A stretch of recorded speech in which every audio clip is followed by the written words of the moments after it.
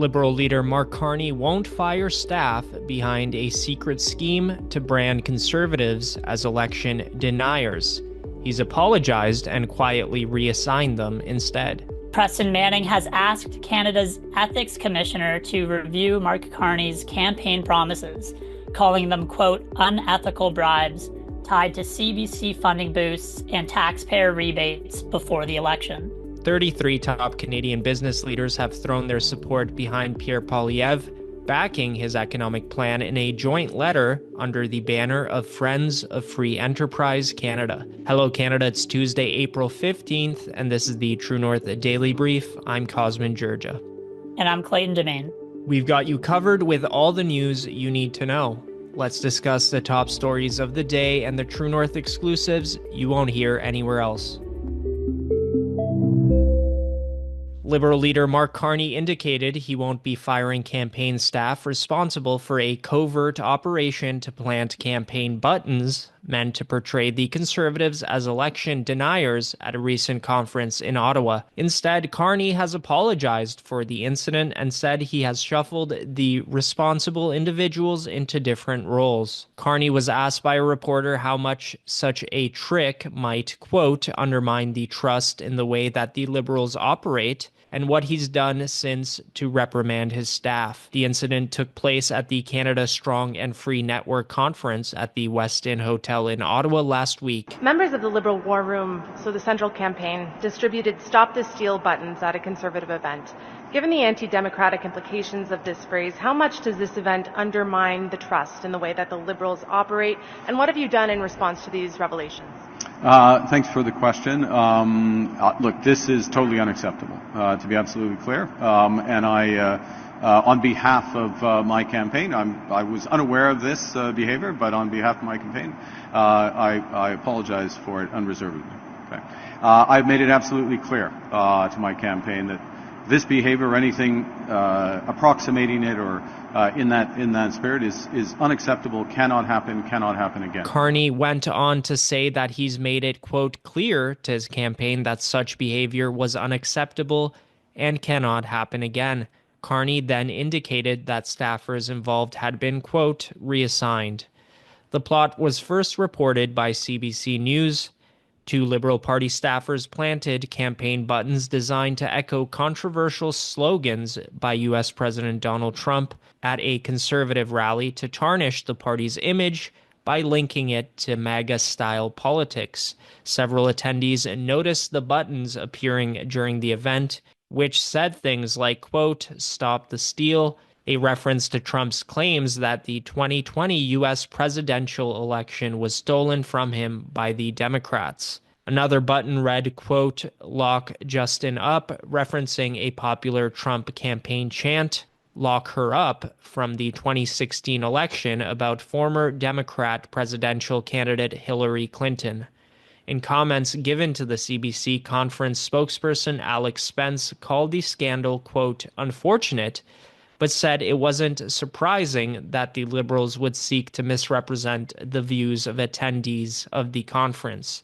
Spence said, quote, these divisive, gimmicky tactics say more about the Liberals than they do of the united and growing conservative movement. So I wonder if Carney would be singing a different tune had the Liberal operatives not been caught by boasting about this plot, so to speak, at a bar in Ottawa where journalists were present. But Clayton, how have the Conservatives responded to this incident? Has Pierre Poilievre commented on it yet? Well, Poilievre hasn't posted anything on X as of yet about the incident, but Michelle Rempel-Gardner, a Conservative candidate, took to X calling out the Liberals and saying the incident was just one example of the decades-long Liberal Party approach to divide Canadians in an attempt to make them fight each other for their own political gain.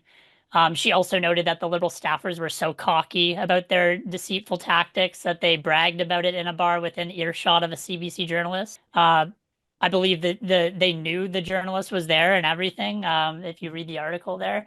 Another Conservative candidate, Chris Workington, said that the incident shows the lengths that the Liberals are willing to go to for their own partisan ends.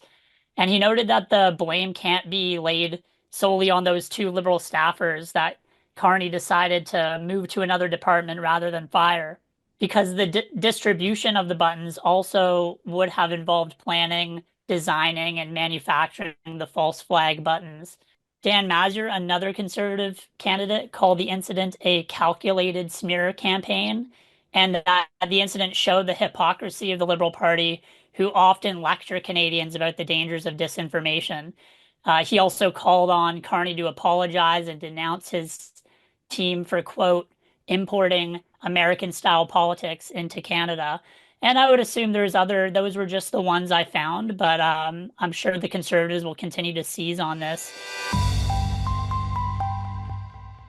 In a memo written to Canada's ethics watchdog, former Reform Party leader Preston Manning accused Liberal leader Mark Carney of offering unethical bribes in the form of boosts to CBC's funding and taxpayer rebates while on the campaign trail. Manning wrote to Conflict of Interest and Ethics Commissioner Conrad von Finkenstein asking for an official opinion on two of Carney's latest spending promises. The first issue raised was Carney's pledge to increase CBC's annual budget by $150 million. The second concern involved a proposed $4 billion carbon rebate payout to approximately 13 million Canadians, potentially landing in voters' bank accounts just before the April 28th election. In his response, the commissioner did not denounce the programs. Von Finkenstein wrote, quote, "The conflict of interest code for members of the House of Commons does not apply during an election period, as incumbents are no longer considered MPs for the purpose of the code once Parliament is dissolved. Mark Carney will be subject to the code after the election if he is elected as an MP." Manning has warned that a failure to address such political tactics could erode public trust in Canada's democratic institutions. Manning told True North, quote, "Unethical practices are one of the main reasons why citizens are so skeptical about elections. I doubt that the public will be willing to overlook the unethical nature of the Carney Liberals' bribes as the ethics commissioner." So, Cosmin, on the subject of the ethics commissioner and conflicts of interest, has Mark Carney followed all disclosure requirements? Are there any flaws in the rules as they exist currently? Yeah, so Canada's ethics laws are not as strict and stringent as people may assume. There's actually a lot of leeway, and they're more general than you would think. As it stands, Mark Carney is technically following the rules. He's not required to disclose all of his assets publicly. It's going through a review period, and once he becomes elected, or if he becomes elected as an MP, then that triggers that disclosure process. But as it stands, our current prime minister has not had to publicly declare what assets he holds. Now he's claimed that all of these things that he used to be invested in have entered into a blind trust. But the Conservatives have pointed out that Carney probably knows exactly what's in that blind trust, and it's not like he's going to wipe his memory of what he used to own when he's making decisions as the potential next prime minister in that position of power. But the way that the ethics laws are written right now, they don't apply to a lot of government decisions that are made, because ministers can make decisions that affect entire industries and sectors. But the way that ethics laws work is that when you're making decisions that benefit specific entities or companies, then it's viewed as a ethics violation, potential corruption, insider trading, etc.